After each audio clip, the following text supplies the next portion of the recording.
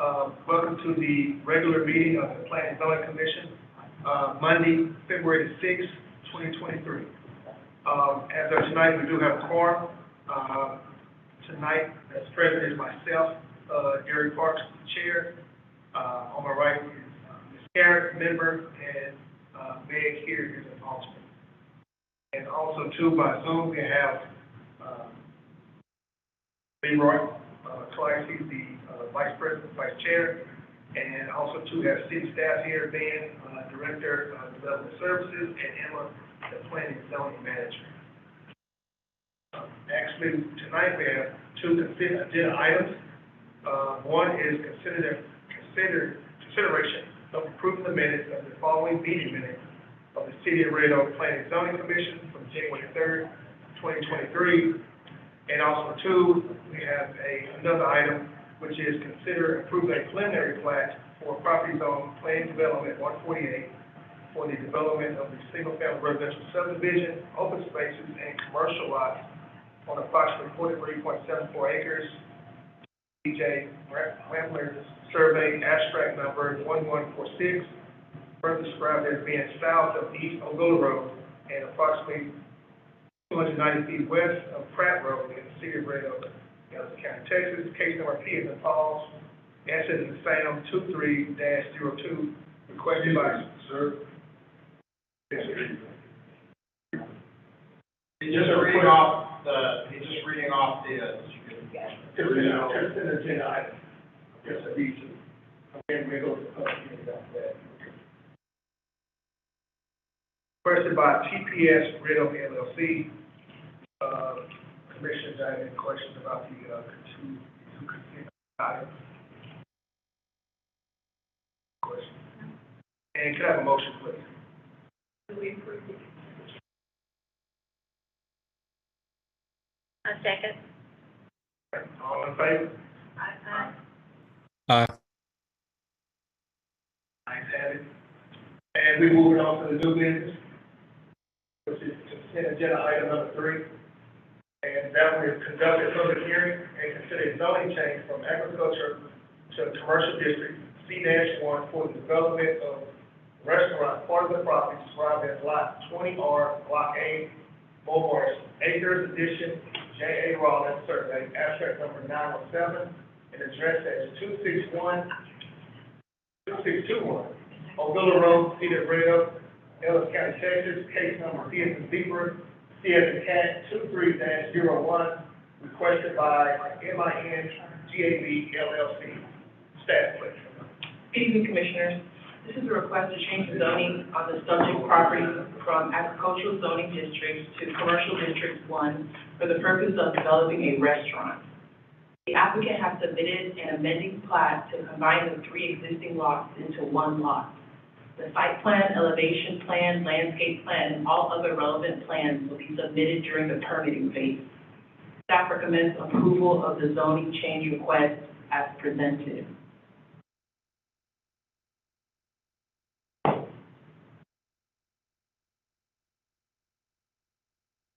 All right, and this is a public hearing, agenda item 3.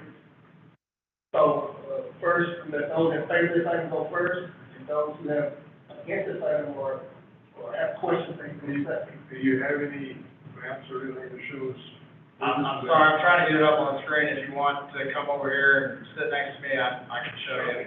Yeah, I was going to take that, so I don't need on the screen here.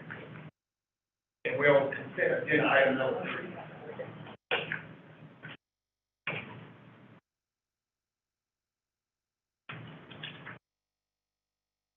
So this is a public hearing, so those in favor of this item, you can go first.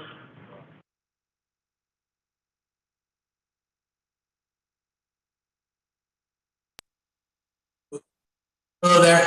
I'm the engineer involved with the problem. Matt Williamson. Sorry. I think it's fairly straightforward. It's the Cancun's restaurant that's up the road, and they're just looking for a new location.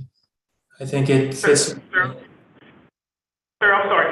Can you start over? Give us your name and address. We'll just have some technical difficulties here. Can you start over, please? Just tell us your name and address and tell us why you're for this item.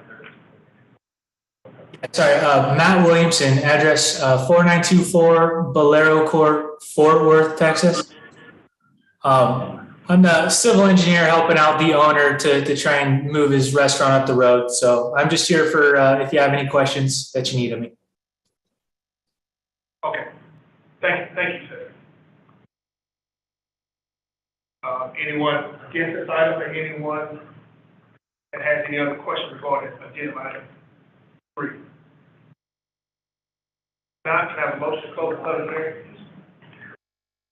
Make a motion to close the public hearing. Seconded by Public hearing has been closed. You're talking about these lots right here. Commissioner, have any questions about agenda item 3? Leroy, do you have any questions or comments? So this is just a zoning change. We're not having any idea of what the buildings look like yet. Correct, it's a straight zoning change, so it's, the comp plan has it in as, C1, in the future land use map, and so they're requesting a C1 change, which fits a restaurant, which fits what they want to do, so, they'll just have to follow all the requirements of the C1 district.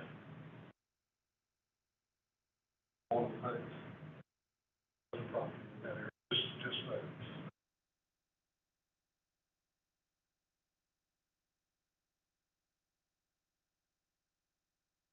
And can I have a motion, please, for agenda item 3? Do we approve the zoning change? Agricultural to C1.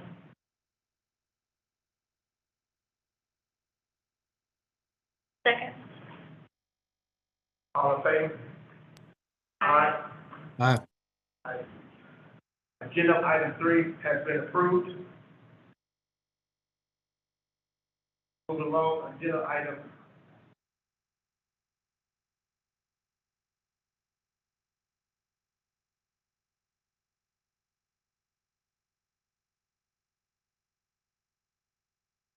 item 4.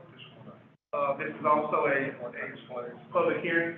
So conduct a public hearing and consider zoning change from highway ordinance to plan development 150 to allow for a reduction in landscaping and other site modifications due to the right-of-way taken by TxDOT for the widening of Mobilla Road and I-35 service road on approximately 1.45 acres on the portion of Lot 1, Block 8, of Mobilla Corner situated in the Samuel Clark Survey, abstract number 213, and addressed as 500 I-35, City of Red Oak, Adams County, Texas, case number Z as in Zebra, C as in Cat, 23-02, requested by Prosperity Bank. Staff. This is a request to change the zoning on the subject site from highway-oriented to planned development 150 to allow for site modifications as a result of TxDOT right-of-way takings.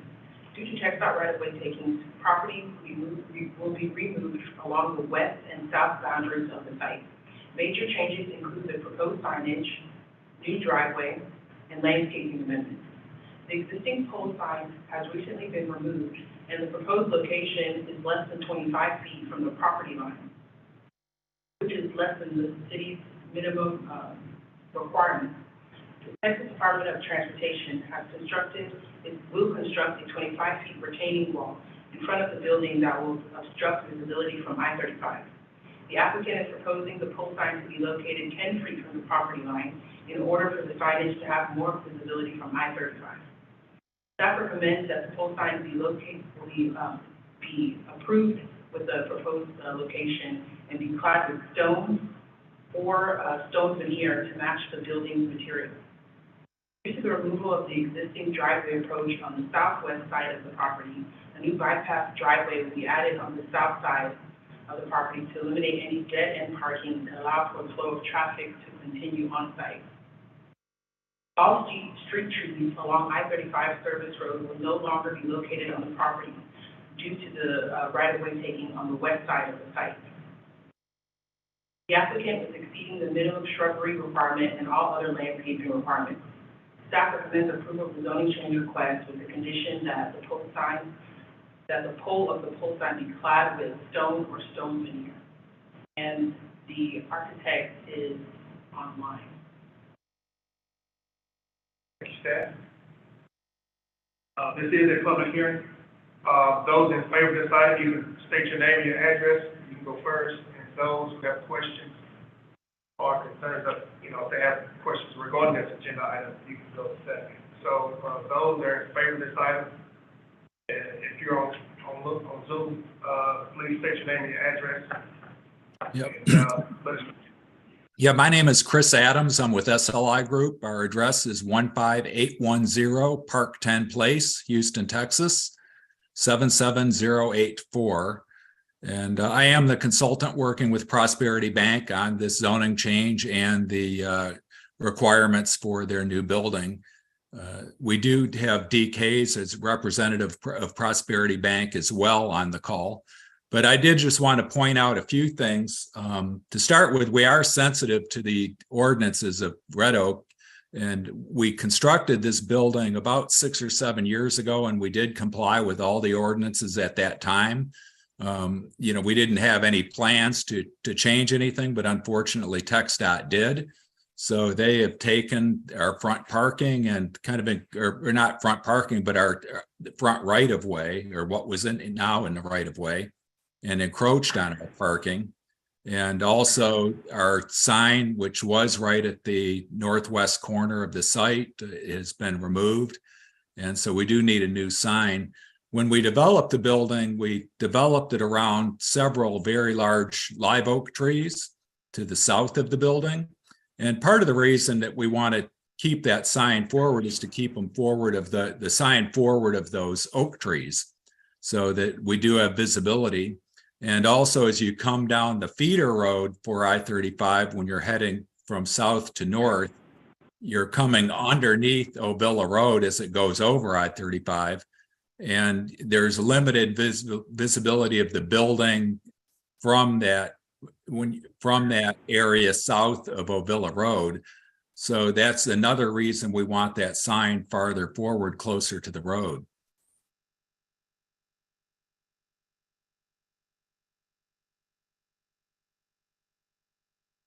And then, we haven't talked about the stone on the sign. I have talked with Emma a little bit about that. But what we're proposing to do was a standard sign that the bank uses at other locations. And it is a nice looking sign. It's not a pole that you'd see, it's an exposed pole. It's clad with aluminum wrap. And, so it does have an attractive feature to it, and kind of matches the overall sign design. So Ben Hartman, city engineer, the pole is similar to this, right? Are you seeing this on the screen? It is, yeah. The new sign is similar. This is a multi-tenant sign that has been removed, right. And the developer for those restaurant developments has put up a new sign. I don't know if it's complete yet, but that's their plan, is to erect a new sign back on their property off of the Prosperity Bank property. So the new sign that Prosperity Bank would have would be a single tenant, but otherwise it would look similar to that, yes. Right, so commissioners, we had just asked, because we've been asking everybody up and down that's doing new signs up and down 35, or to either brick it or put stone cladding or something on the pole sign, or the pole sign, match the building or fit in with the building or something like that. So, if you guys remember, like the Knox truck stop, they did that huge sign, and then they clad it with stone up to a certain point, and then it was metal beyond that. And then like B&B Theaters, they have a large sign that has that's wrapped in brick. 7-Eleven at the Hickory Creek in Ovilla, they did 2 tall brick columns. So it's just something we've been asking everyone to do as of late. That's that trend. Okay. Yeah, okay. Could they possibly do like a landscape planter that the sign is in, and have some Element? So they have two signs, right? So Okay. the big sign, they're talking, so the sign in question, I guess, The the visibility big sign? highway Right, sign. right. Right, so then they additionally, they have a smaller sign that is more like what you're talking about. Okay, yeah. Look up there, they've got the smaller monument sign, that's actually on the jug handle side. Right, Which is okay. more appropriate. Now, you know, it's not to say we're fine with the pylon or the pole sign, and it being a little closer than normal, it's just, hey, let's make it look a little nicer is all. Because that's just what we've been, getting everyone else to do up and down the road. So does it have to be all the way up to the top? I don't know. It could be wainscoted, 10 feet tall or whatever. So, I mean, the architect could probably have a better description of what, the scale would be if it was wainscoted or something like that, as far as height in relation to the overall height of the sign, and then some kind of wainscoting up to some height, I don't know, whatever scale that would be.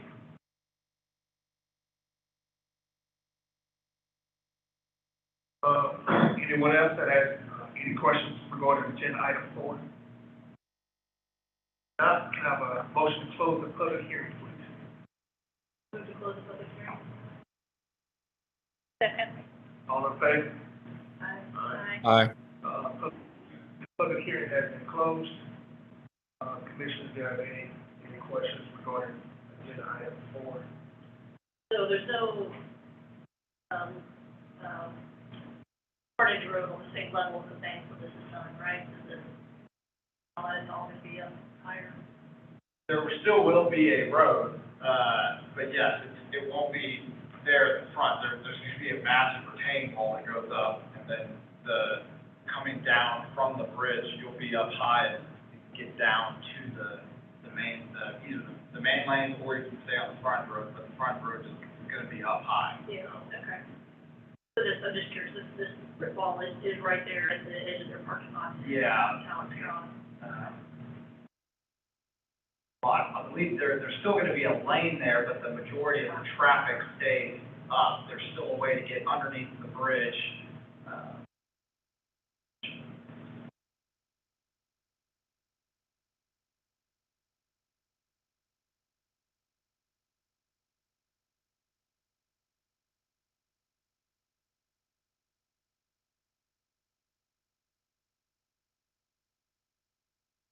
Here, there's the jug handle lane coming out right there.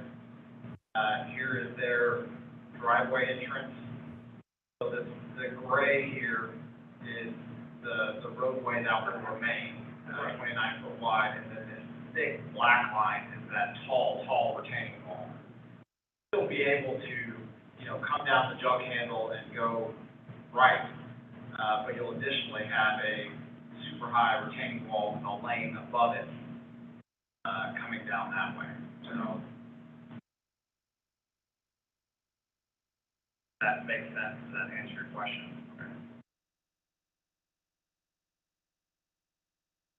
I think I agree that the sign should have some.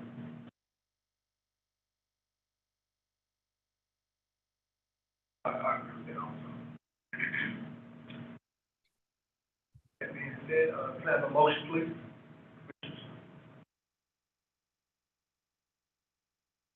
Item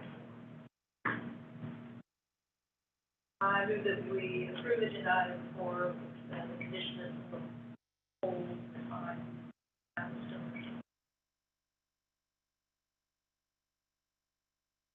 Second. all in favor? Aye. Aye. Ayes have it, none opposed. Agenda item 4 has been approved.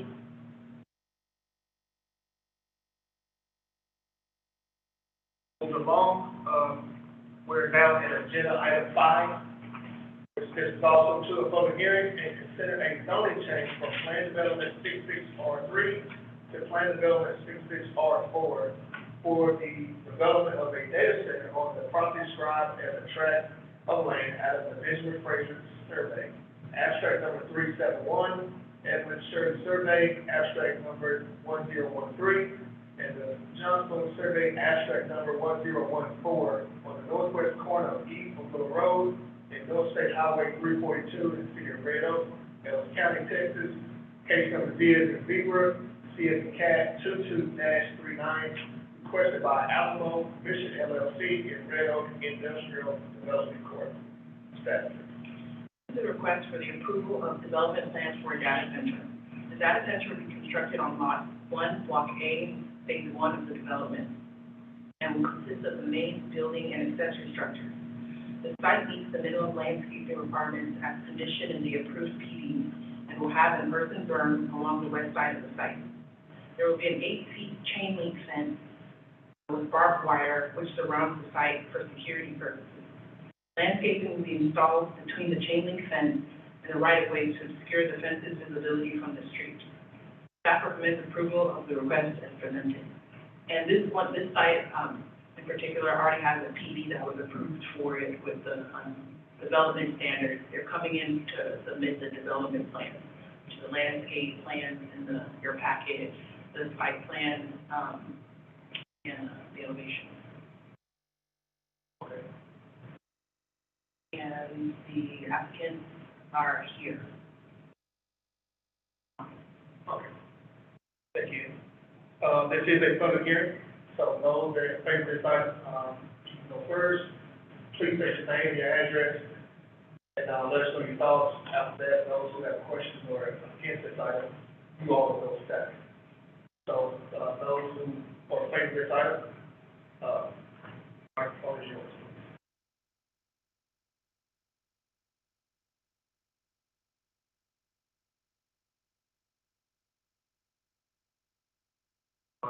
Anybody against this item or have any questions regarding agenda item 5? State your name and your address and give us your thoughts.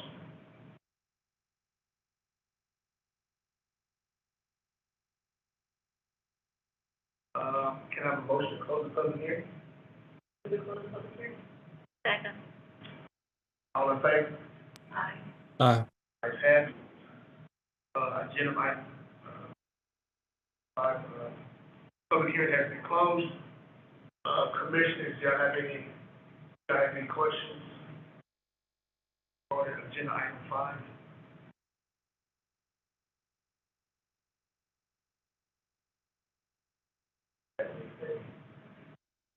Zero, you have anything? Any questions, concerns? Looks good to me.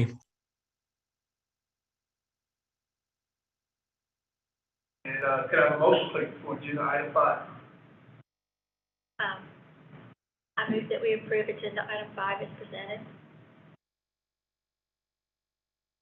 All in favor? Aye. Aye. Ayes have it. None opposed. Agenda item 5 has been approved.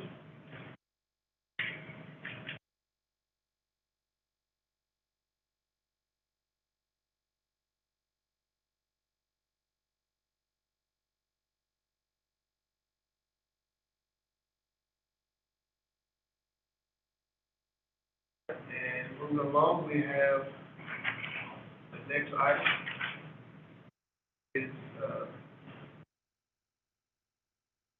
discuss chapters 4 through 6 of Suburban Nation, the rise of sprawl and decline of the American dream. And Commissioner Emma did send us a list of highlighted questions. Start off with. You can email those also.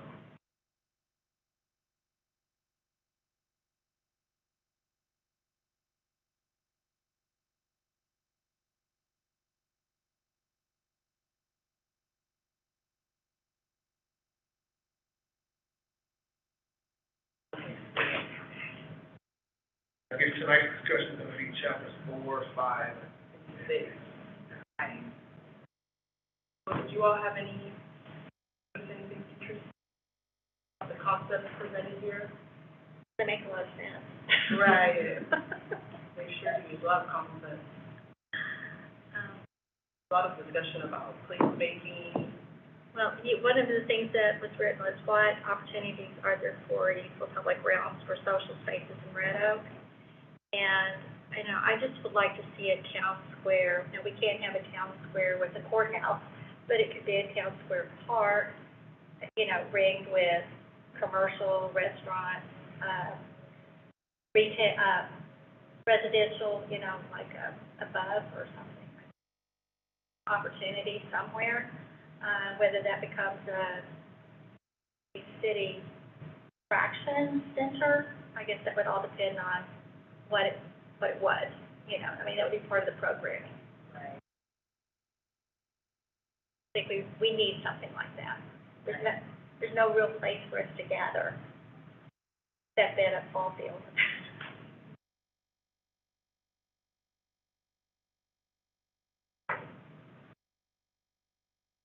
The whole discussion about the Main Street one and for fire trucks, which makes it like for nice pedestrian for the neighborhood was interesting. Some balance, these trucks able to get through. Our brother-in-law's neighbor in DeSoto has alleys in the back for people parked on the street, and there's barely a lane through the middle. I think that just the developers weren't thinking about people actually parking on the street. But that's, I'm sure a fire truck can't get through that neighborhood if they had to. But then again, you don't want it so wide.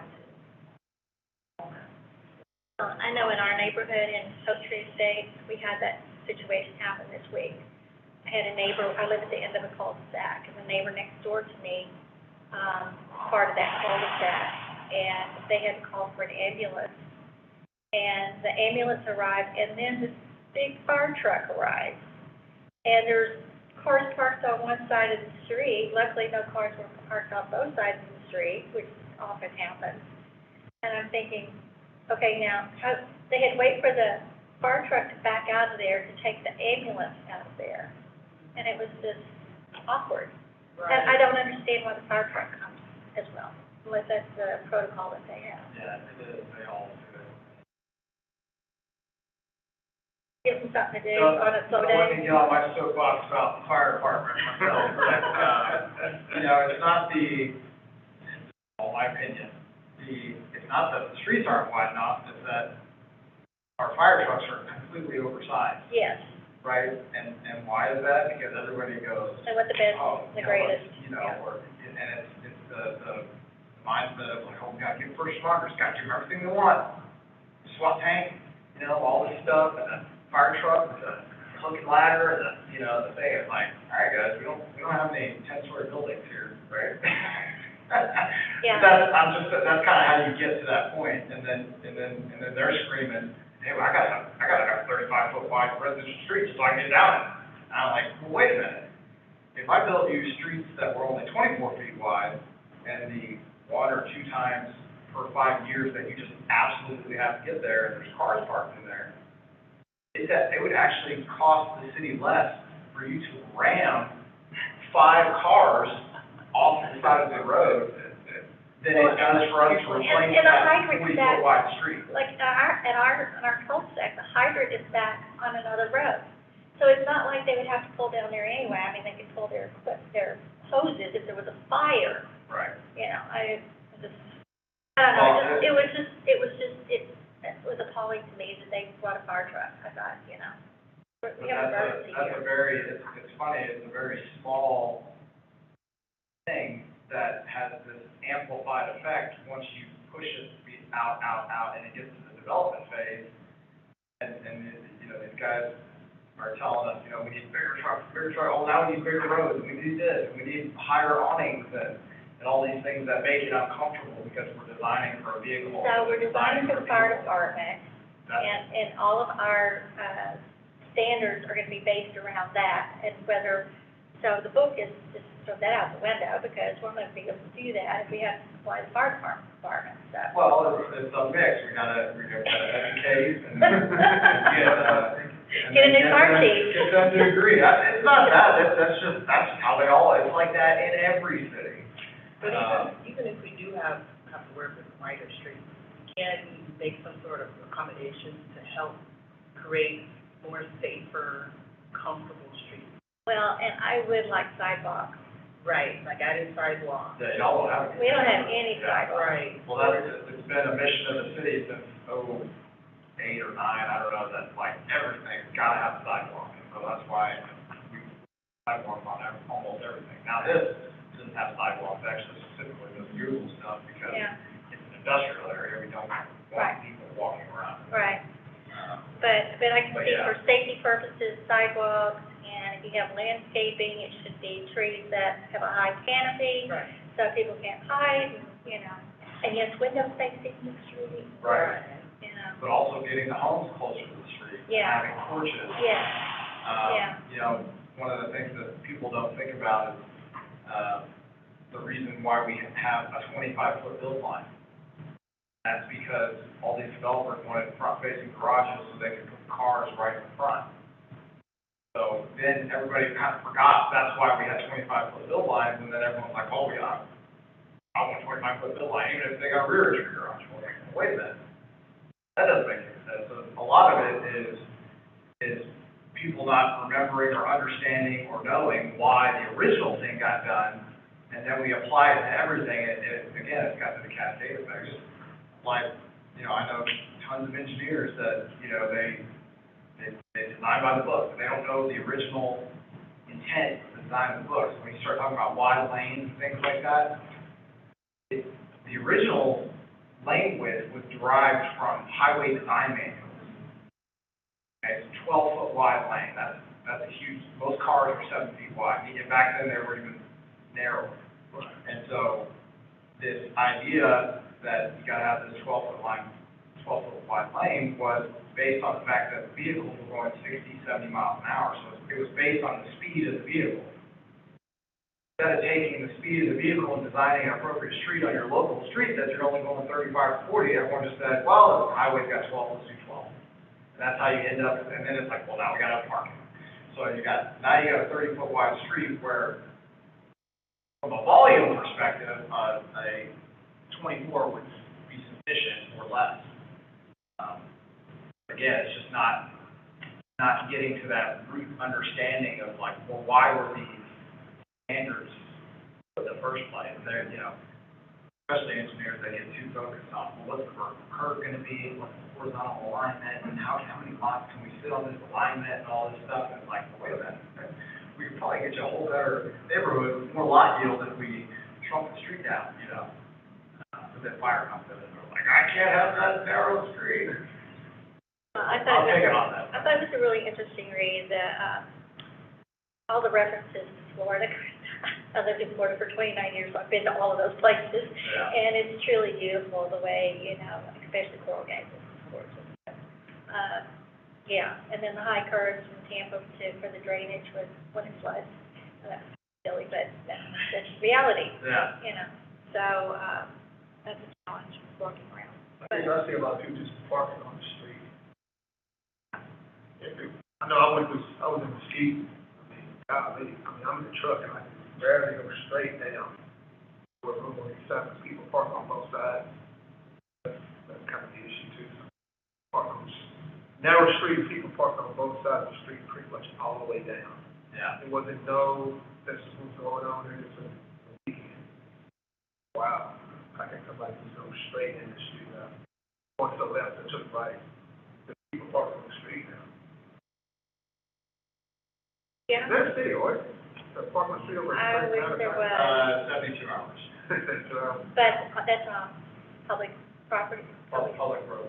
Yeah, but like in a residential neighborhood, I think, unless it's in the HOA dock, Yeah, the HOA can do something yeah. about it, but not the city. So they were talking about things that are attractive back in the old days, and I think of North Dallas and the residential neighborhoods, or even Oak Cliff. Now, the houses were close to the street. There would be like one side you could park on, the other side you couldn't, because there was only enough room for a lane of traffic to get through. So if another car was coming, you had to wait for them to come through so you could go around. Yeah. But it was so much prettier, Yeah. you know, because it was aesthetically pleasing, the setback of the houses. Another thing to what you're mentioning, Dr. Parks, is that when cars do let's say like streets do allow for on-street parking. It makes, cars that are traveling to drive slower. And it also creates some sort of like barrier protection between the residents or citizens that are walking on the sidewalk and between the cars that are driving. So it actually promotes more, more safer.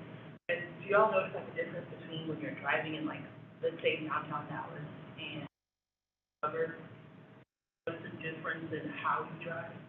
I drive a lot safer when I'm in downtown Dallas. Much slower, right? Yeah, well, I just an example of. He's always on a swivel. Right. Yeah. Sometimes it's like, oh. Where those lights over mounted on the side, you know, Yeah, over oh top. yeah, those lights are not for me, oh, this is a one-way, I can't go here, so Yeah. it makes you kind of slow down and really kind of just look for signage and all of Yeah. that. Whereas if you're in a typical suburban residential neighborhood, kind of just, I mean, it's 30 speed limit, but you literally 50, miles an hour. Yeah, we have some of our. Well, Yeah. that's that Hickory Road that goes from, Yeah, Villa to. Villa to Red Oak Road. Yep. And, if that 30-mile-an-hour speed limit sign wasn't there to remind me every time I go down it, I would go much faster. Yeah. Because it's just, there's nobody on the road. Right. That was, and when we were doing the Emerson apartments, that was one of the reasons we kept trying to get them to Push push it next to the the road. apartment much closer to the road. So one, you can have direct pedestrian access Right. to the units, and then two, it kind of brings creates in that the edge. space. Yeah. Creates the So, edge. Yeah. I never thought of that.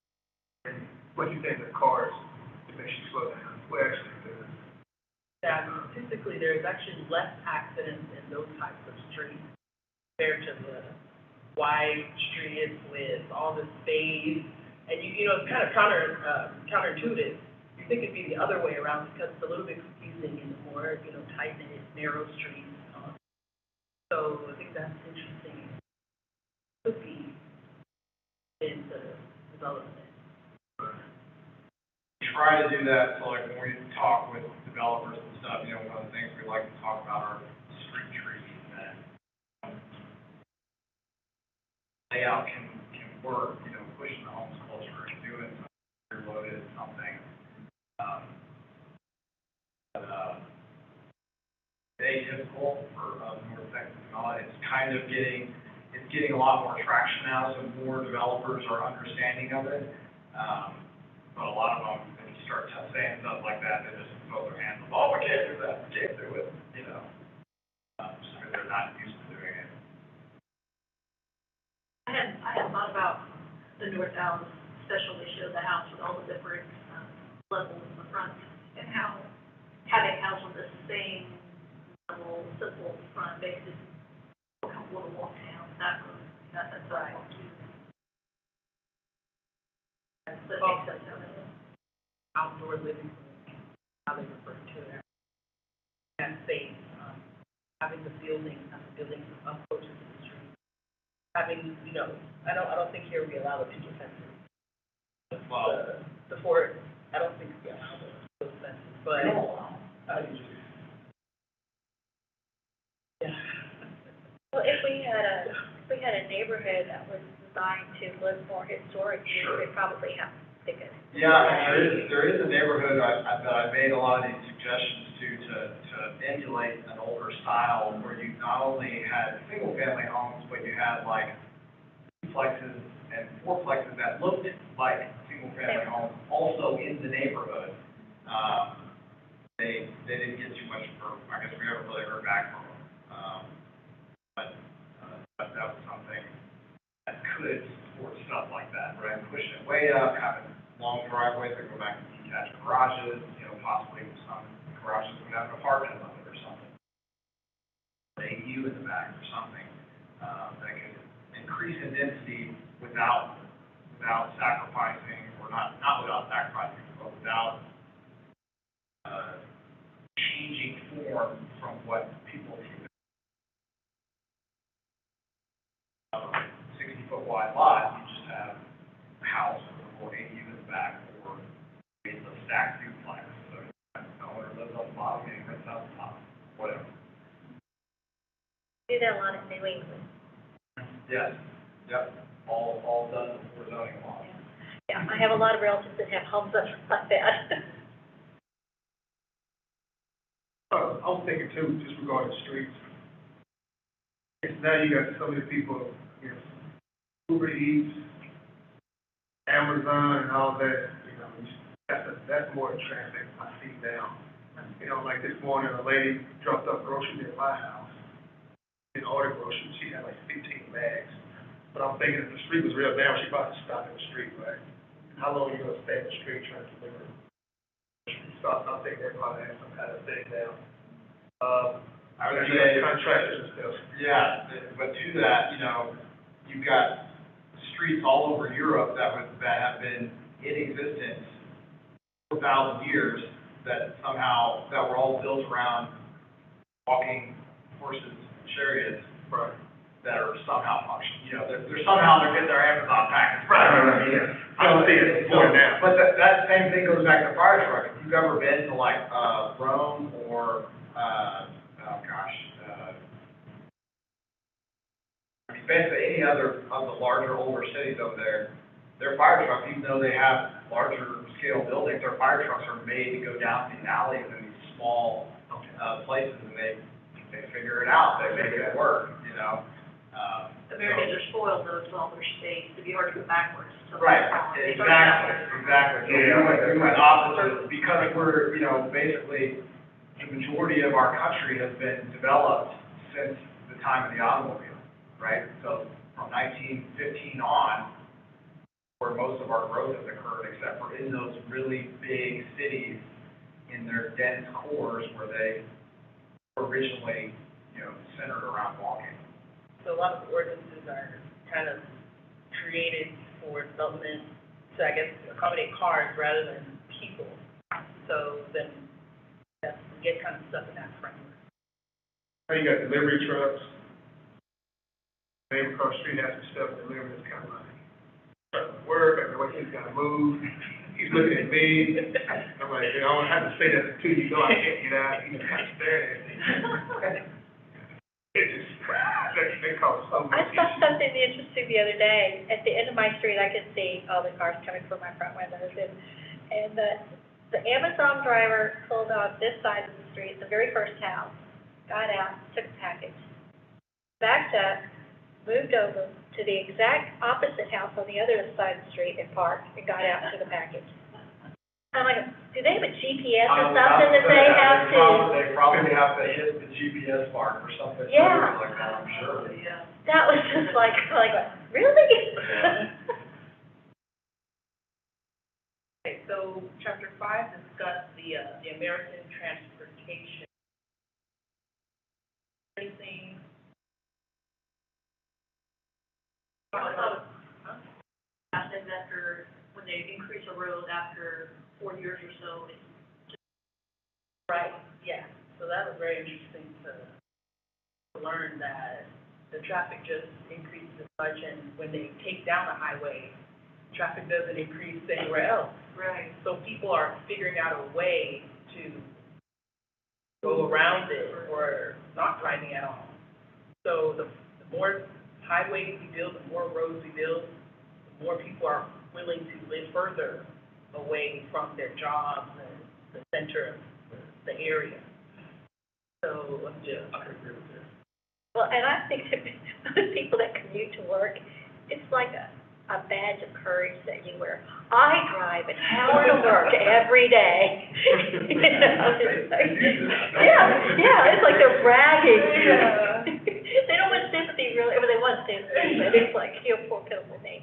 But they do that. Right, and that puts more damages on the road, car, I mean, you have to put more gas, cars, because, I mean, damaged more easily. But you can rationalize and say, I am decompressing before I get home to my kids and my husband. Yeah. You know, I'm listening to a book, you know. Correct. Yeah, 35 is a lot easier going to downtown. Mhm. From here going to downtown, I enjoy driving there. We'll enjoy it for just a few years before we're back to the. To the black traffic, Yeah. now you can kind of just flow through. Well, I know that they've been saying for years that that we should get rid of that connector, I don't remember what name they gave us, but the connection between 45 and 75 that goes through T-Bell, right there in that area, that they should just tear it down, because it has divided the city. And people say, oh, no, no, the traffic, when they say the traffic, we'll figure it out, you know, Right. they take it down, and so I guess that's supported by what they're saying here. Right. We figure it out. It was a problem with morning. A lot of wrecks. If you realize how many wrecks it is downtown. Access traffic. Well, the other thing they were talking about is where they place the highway, you know, whether it's in the middle of the town or if it's on the edge. So you often wonder, when you're going down one of these small highways, did the town come first and then the highway? Because, or the highway and then the town, you know, so, you can only tell by the age of the buildings probably. Right.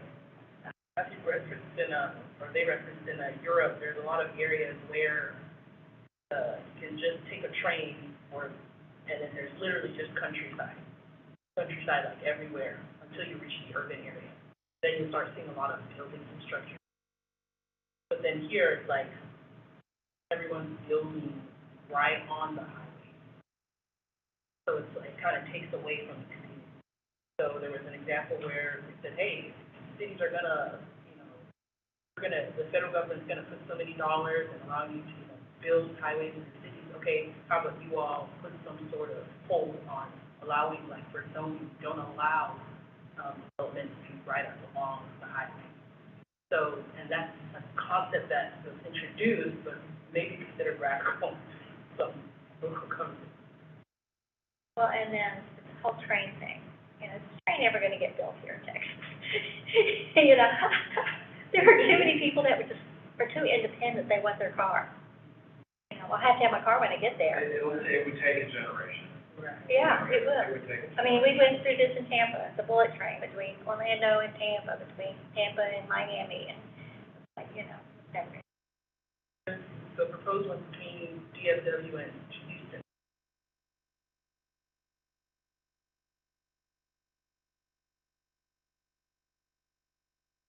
Yeah.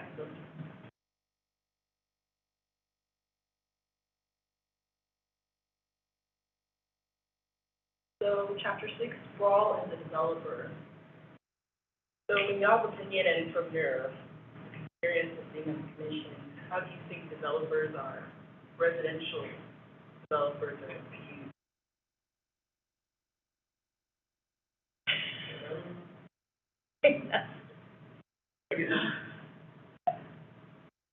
I can see both sides, you know, for developers, what they're trying to do, what we're trying to do.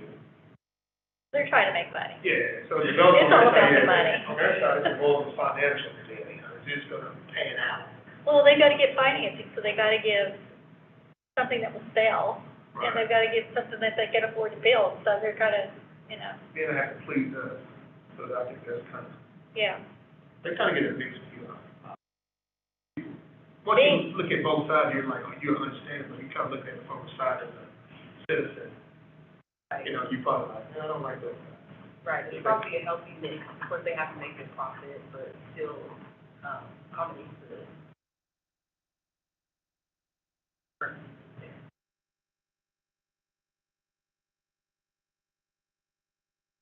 They also spoke about, how marketers, type of information and how it's delivered to developers. Thought that was.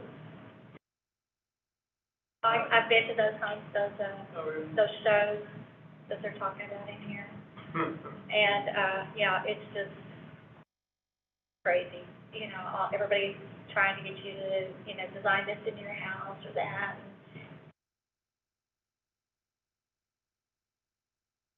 that makes buck too. Yeah, I think the problem with marketing experts are trying to sell the product, not people who are buying necessarily.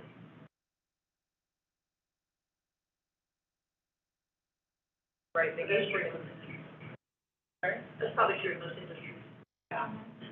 They gave an example of how, marketers use information developers is based on development that's been constructed in the last 5 years. So of course, that's going to be their highest selling point rather than, let's say, a home in a historic district or random homes that go up for sale. Those really get off the market pretty high value. So, that can be a little bit. Y'all read on or any impact on like the surveys that home buyers Yeah, when they're shown an older some neighborhood, they tend to favor that.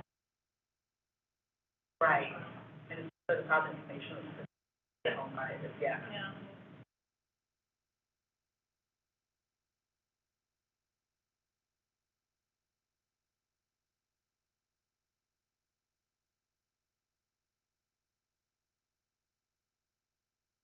Well, I am impressed, on this commission, all of the, asks that Red Oak has for developers and how, pretty much they're required to stick with that, and I appreciate that.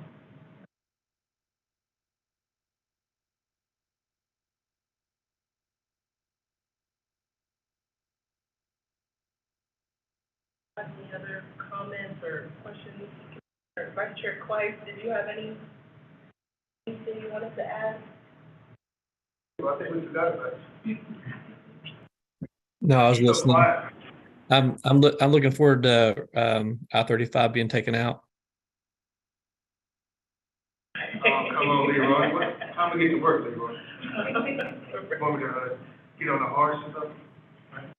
No, the Dart is definitely a nice, if you're working downtown. I've worked downtown for years and just threw my bike in the back of the truck and hopped on the Dart bus with my bike and rode it to downtown nonstop, and then just rode my bike a few blocks to my work. I did that for several years. Wow. That's good, Leroy.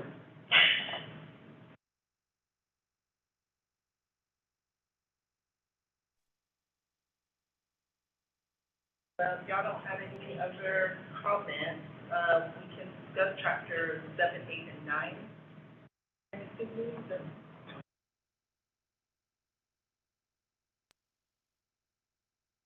Have a motion to adjourn, please. Motion to be adjourned. All in favor? Aye. All right. All right, thank you, Leroy. Appreciate you, sir. Thank you, everyone.